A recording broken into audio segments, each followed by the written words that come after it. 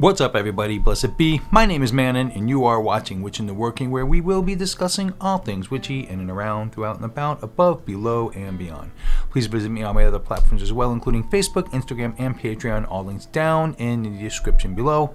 The full script to this video and most of the others is available on my Patreon account for download if desired to build your own Witch in the Working Book of Shadows. In the interesting universe of witchcraft, the term bindings can bring about visions of ancient spells, whispered incantations, and the intense tying of knots in a candlelit room. However, let's take away these sections of shadowy mystery and speak clearly about bindings in a manner that feels a lot less strange for some of us. Let me make a statement right away. Many people are against bindings and would never do this type of spell or working. My hat's off to you and good for you in your decisions. Totally respect them.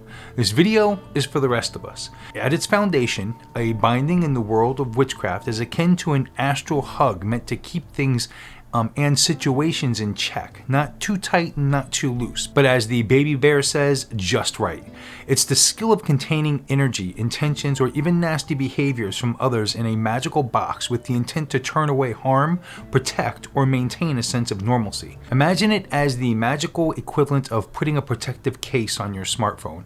You're not eliminating its daily functions, you're just making sure it doesn't get damaged. In this episode of Witch in the Working, we're going to talk all about bindings, how to do a few, and if you should feel ethically dark for casting one. So without further ado, let's get into it and roll the intro.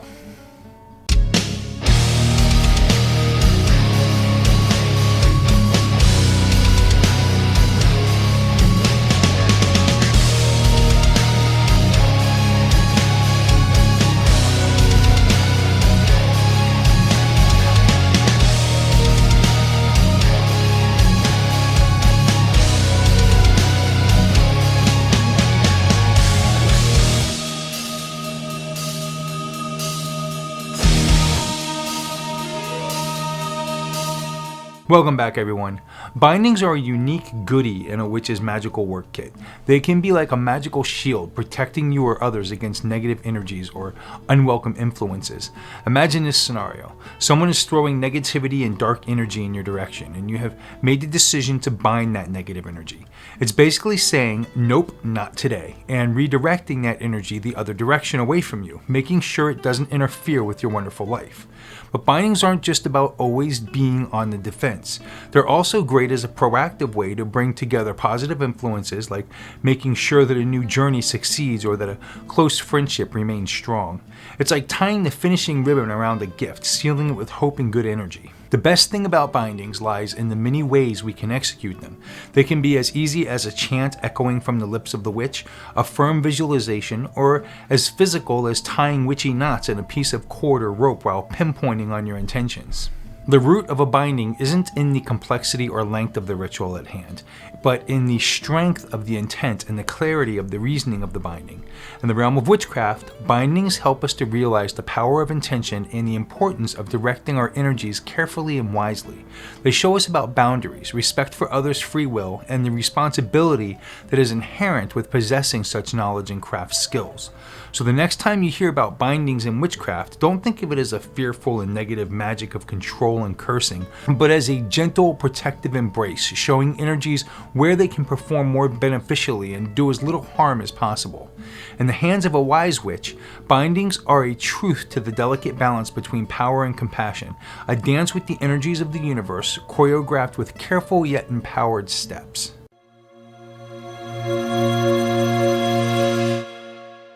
Let's take a look at our ancestors living in times when the world was full of magic and the lines between the seen and the unseen were as blurry as the shadows that go bump in the night. For them, nature wasn't just an ignored background in their lives. It was alive with spirits, a breathing friend full of mystery and energies.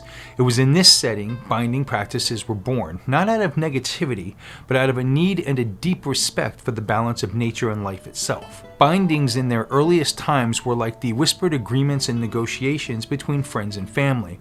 Our ancestors would bind themselves to the land, dedicating their lives to care for it, and in return, the land would give back its bounty.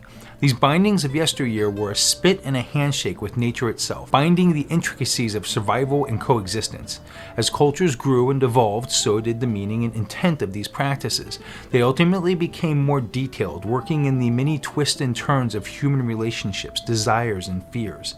Back then, a village where everyone knows everyone else's business, many of you still live in small towns like this, and harmony and peace is the key essence to survival and a decent life.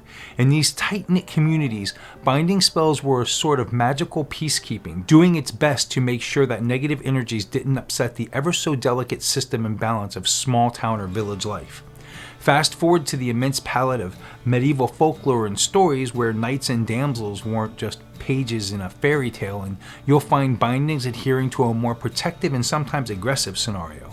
They became the magical and spiritual watchtowers against curses, ill will, and dark and shadowy threats. This was a time when the invisible was as factual as the sword and shield, and bindings were the magical armor worn in the shadows.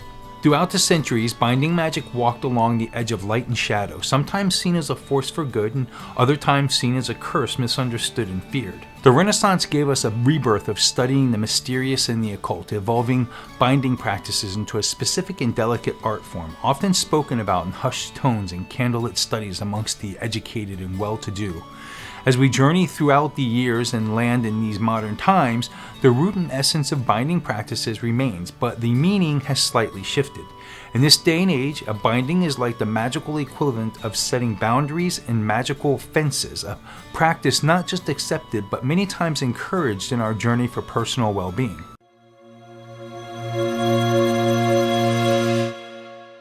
Now, many of you, I'm sure of it, are totally against bindings and feel that they are negative and a curse and are a direct violation against "and it harm none, do as you will," for instance. I beg to differ on many levels. For starters, when a binding is being performed, the intent is to most likely bind someone from hurting you or someone else, and maybe even possibly the target hurting themselves as well. In many situations, this binding magic is very much just a protection spell, walking a very, very fine line between the two.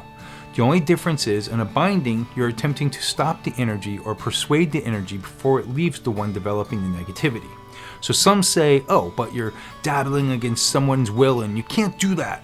Yep, in a sense, you kind of are doing exactly that, but for the better good of all.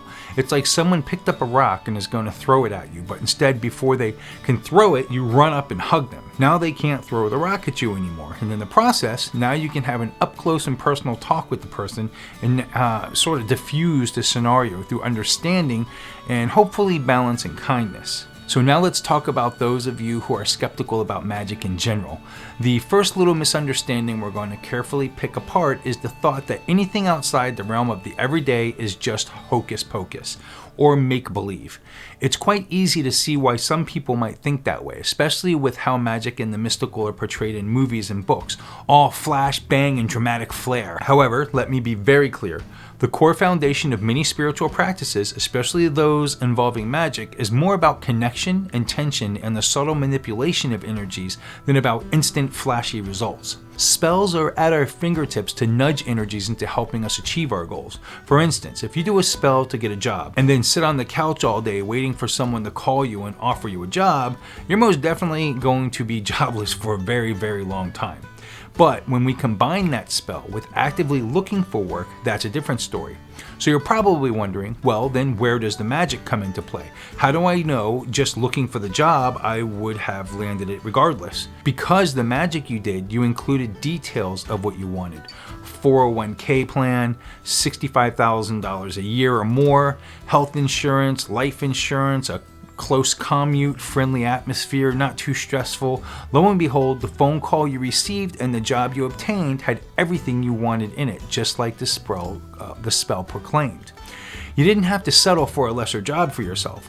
It's less about turning pumpkins into carriages and more about tuning into the deeper rhythms and energies of the world around us. Now on to the second misconception that's been totally twisted in the telling.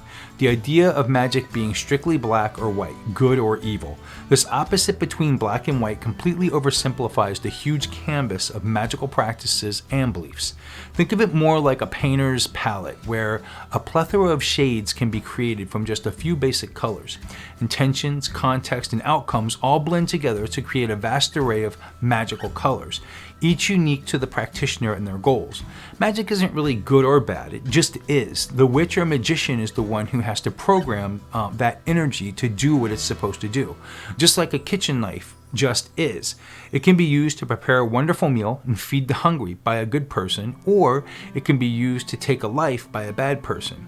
Again, the knife just is. It's the person that gives it its definition. Here's another one that's wandered a bit far from the truth. The concept that you have to be born into a certain lineage or family to have any connection to magical practices or spiritual paths such as Wicca or witchcraft.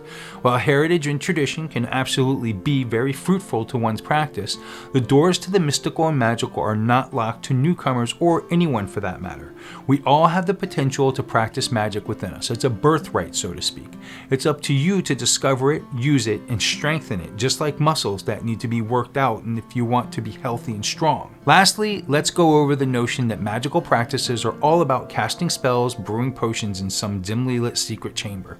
Well, those can definitely be realities for certain paths. They're not the whole picture and the only way, though. A lot of the journey with magic happens within personal growth, understanding, and the development of a deeper connection to the natural world. It's as much about the internal transformations as the external rituals.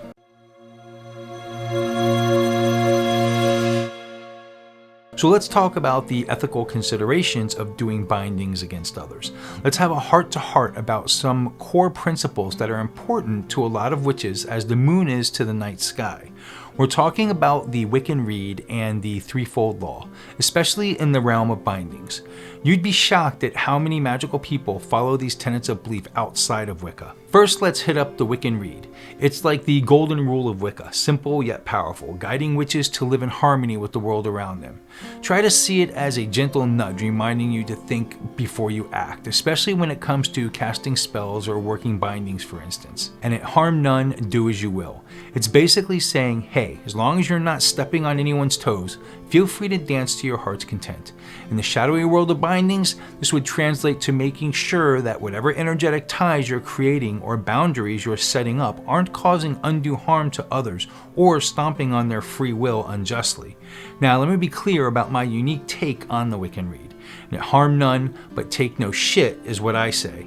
If someone's gonna fuck with me, I'm gonna fuck right back. But that's just me. You may very well be the type to turn the other cheek and get smacked down over and over again. I myself am not a glutton for punishment, and goddess help you. You get the picture. Again, the Wiccan Rede is simply a guide to follow. It's not a set in stone rule. Reality is, it's a new age concept in witchcraft and very Buddhist in nature. I follow it myself to a certain degree until a line has been crossed. Next, we entertain the threefold law of retribution, which is like the echo in a canyon, reminding you that whatever energy you send out into the universe will come bouncing back to you, but 3 times as strong. I personally don't believe the 3 times as much part of this. Do I believe what comes around goes around and you set up your own path by your actions? Absolutely. I just don't put a defining number on any consequences or experiences. When it comes to bindings, this law prompts a moment of pause to consider the following. Is this binding necessary? What energies am I sending out? And am I ready for their amplified return? This goes for any spell working. You are responsible for whatever you put out there. You want to curse someone? More power to you. As long as you're ready to accept this series of energies that have been set up like dominoes and you're prepared for that impact when full circles come to play. Everything in nature is cyclical. Remember this. This ideology is what assures us that what we put out is ultimately going to come back. It's up to you to set up your future returns. With this being said, me personally, again, I harm none but take no shit. Life is tough sometimes, and sometimes negativity is tossed around, and I'm not going to play victim like a lot of the world does nowadays. But again, that's just me. Now let's twist these two principles into a nice little package in the realm of bindings. Imagine you're holding a delicate bird in your hands. You want to protect it, maybe even keep it close, but you also know that holding it too tightly or restricting its freedom would cause harm. That's the essence of applying the Wiccan Rede and the threefold law to bindings. It's about finding that sweet spot where your actions for protection, prevention, or restraint are done with the utmost care, ensuring they're for the highest good and not just for personal gain or out of fear. Working a binding within these guidelines means you're usually asking yourself, is this for the greater good? Am I respecting the free will and well-being of all involved? It's about trying to be as clear and pure in your intentions as you possibly can, while at the same time getting the job done. Let's talk a little bit more about the concept of free will. First off, think of free will as the threads in a grand intricate web, where each thread represents the choices and decisions of a particular person. This web is constantly shifting and changing, an exclusive dance of colors and patterns, each thread crisscrossing with others, creating the amazing, unique experience we call life. When we talk about interfering or manipulating one's free will, it's a lot like pulling on one of those threads that comprises this web. It might not seem like a big deal at first, but it can alter the pattern in unpredictable ways, affecting not just that single thread, but the way it intertwines with those around it. Imagine tossing a stone into a still pond. It's not just about the splash or the stone sinking. It's also about the ripples that spread outwards, ultimately extending far beyond the initial point of the splash. Interfering with someone's free will is like that stone. The initial act might seem contained, but the ripples, the consequences, can spread far and wide, affecting others in ways which might not have, been foreseen. It's a reminder that our actions, especially those that touch upon the free will of others, are like pebbles in the pond of life, creating ripples that extend far beyond our immediate view. That being said, this happens on a daily basis. You interacting with others changes and alters the course of occurrences and experiences in people's lives, whether you like it or not. In the context of a binding, it can be a very positive and life-saving scenario. For example, if you bind someone in helping them with their fight against drug abuse or alcoholism,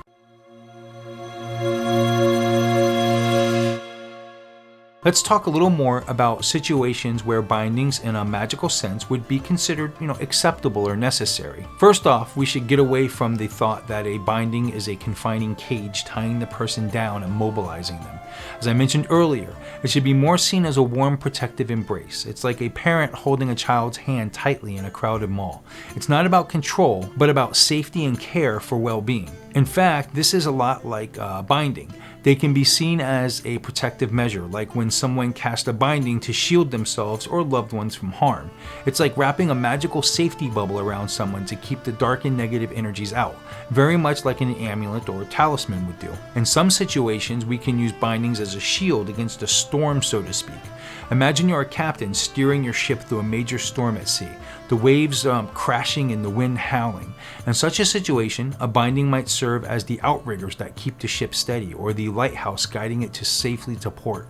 The scenario is a lot like using bindings to neutralize a harmful or destructive situation or influence, keeping it from causing undue chaos. It's not about aggression, but about maintaining balance and harmony within life's many storms. Bindings can be utilized as a gentle guide for some. Let's take, for example, a lush, beautiful garden where all of the plants and flowers are thriving under the gardener's care.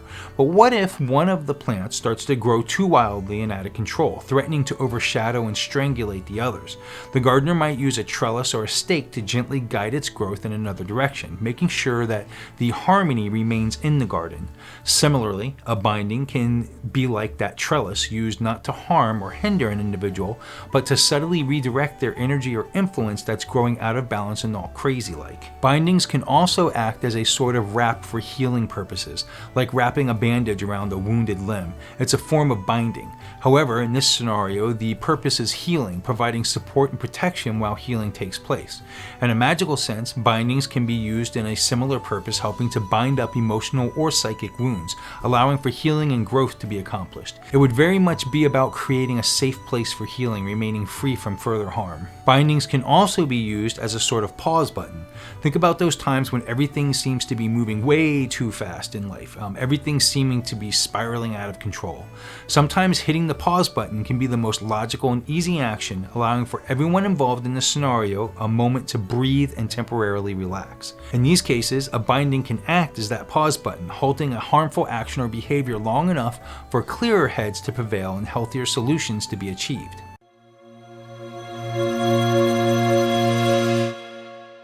So let's look into the essence of a type of binding that focuses on protection. Picture this: you're wandering through an ancient enchanted forest, the kind of place where the trees whisper secrets and the air shimmers with a touch of magic. It's beautiful, but like any adventure, there are risks along the path.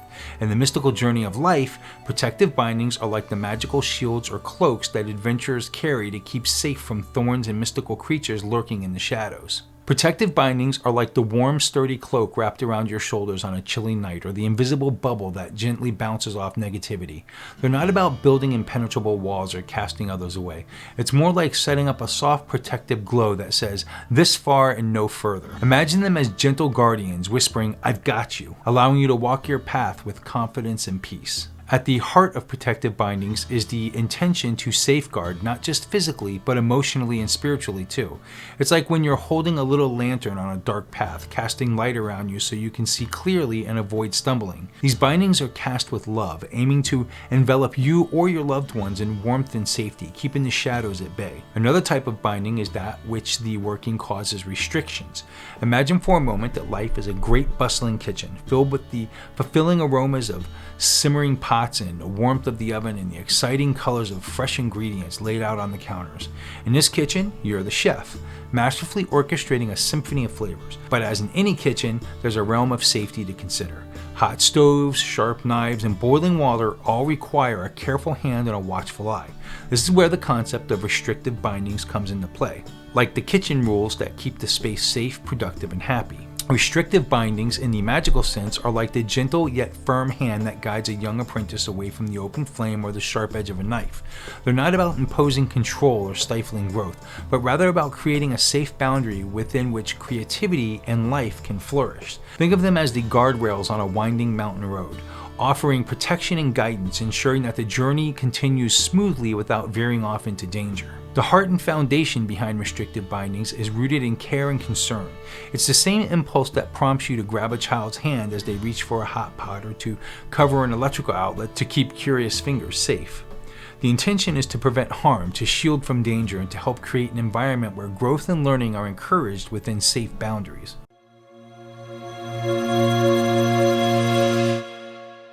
Let's take a look at a few bindings I've done myself. These two spells are actually videos all to themselves as well, and I'll put links to them down in the description below. But check out these two spells here. These are two bindings.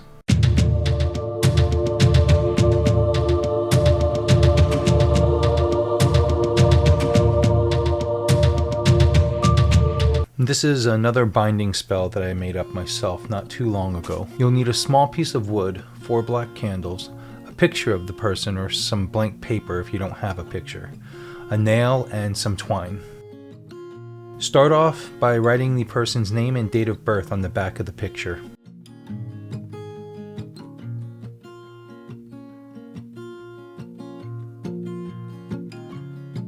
If you have a piece of DNA from the person, even better. Simply bind it to the board along with the picture.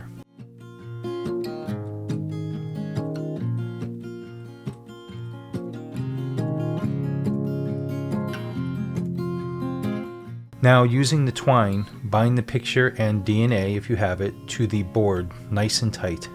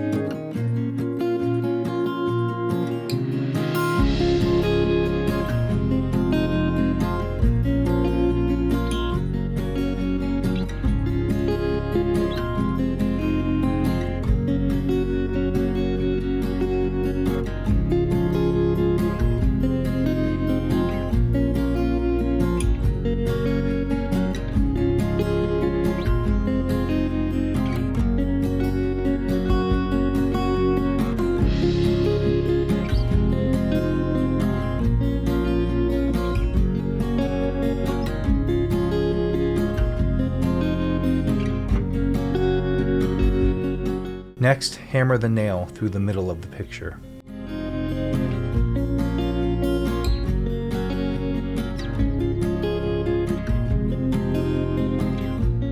From here, light the 4 candles one at a time and drip the black wax onto the bindings to help lock them in.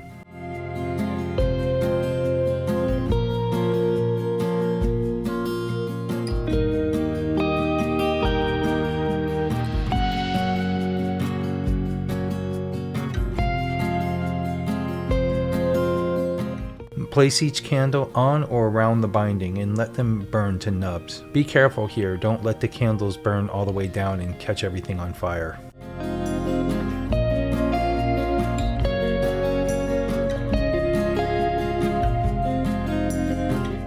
Keep this binding in a corner of a darkened area until you're ready to release the person. To release the person, pull the nail and unwrap the twine. As you do so, concentrate that you are officially releasing the person from their binds. Burn the picture, freeing them completely, and bury the remaining remnants.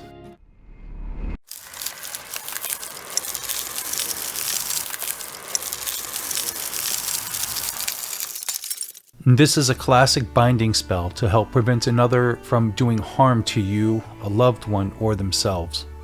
You'll need a jar, a picture of the person if possible, a black stone, a piece of vine or tangleweed, any kind of vine will do, and a piece of clothing, hair, or nails from the person if possible, something with DNA. Start off by writing the person's name and date of birth on the back of their picture. Failing to have a picture of the person, a blank piece of paper will suffice.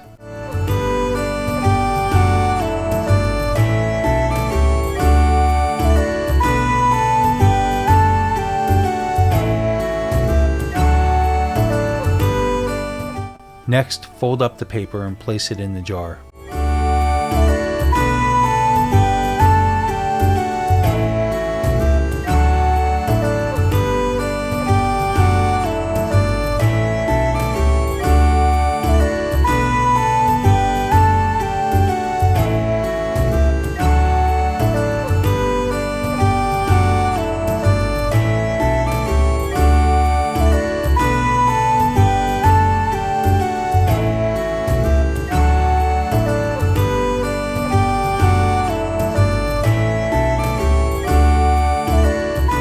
Then place the stone and any DNA you've gathered.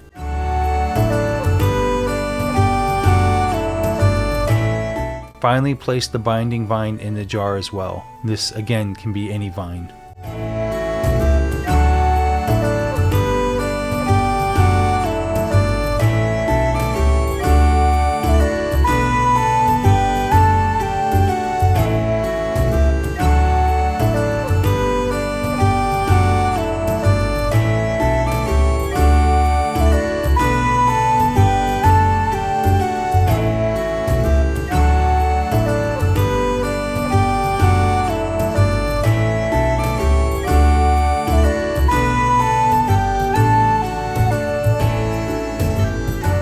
Put some water in the jar all the way to the top and then close up the jar.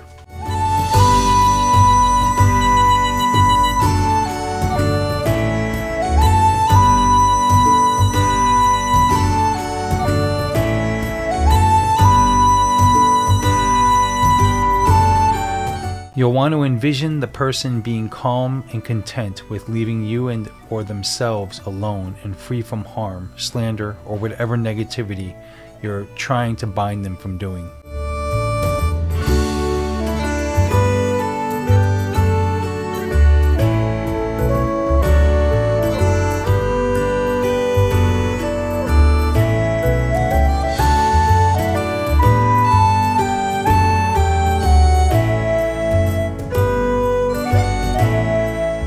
Finally, place the jar in the freezer to freeze the negative activity. Once all is in the clear, remove them from the freezer and thaw them out. Bury everything in the jar and recycle the glass jar to destroy it. So how do we know when to release a binding? Think of a binding like a supportive splint on a sprained ankle. It's there to provide support and protection while healing takes place. But there comes a time when the ankle is strong enough to stand on its own and the splint needs to be removed so that life can return back to normal. Recognizing this moment in the realm of a binding spell involves tuning into your intuition and the situation at hand. Ask yourself, has the situation improved or changed? Is the binding still serving a positive purpose, or has it become an overkill? If a binding was created in response to a particular behavior or energy, assessing whether those conditions have genuinely gotten better is key. Releasing a binding is a ritual in itself, requiring as much care and intention as the binding did. Here's a simple, respectful way to go about it. Create a sacred space. Just as you did when casting the binding, find a quiet space where you won't be disturbed. You might light a candle or incense to mark the significance of the ritual. Revisit your intentions. Reflect on the original purpose of the binding. Acknowledge the growth, changes, or healing that has taken place since then. The act of unbinding. If you have a physical representation of the binding, like a cord or ribbon, gently untie it while visualizing the energy being released and the situation or behavior being freed to evolve in a positive direction. As you do this, you might say something like, "With gratitude for the protection and support you've provided, I now release this binding. May all energies be returned to their natural state, harm to none." Closing the ritual. Thank the elements, deities, or energies you worked with and consciously close the sacred space, perhaps by blowing out the candles or simply taking a few deep grounding breaths.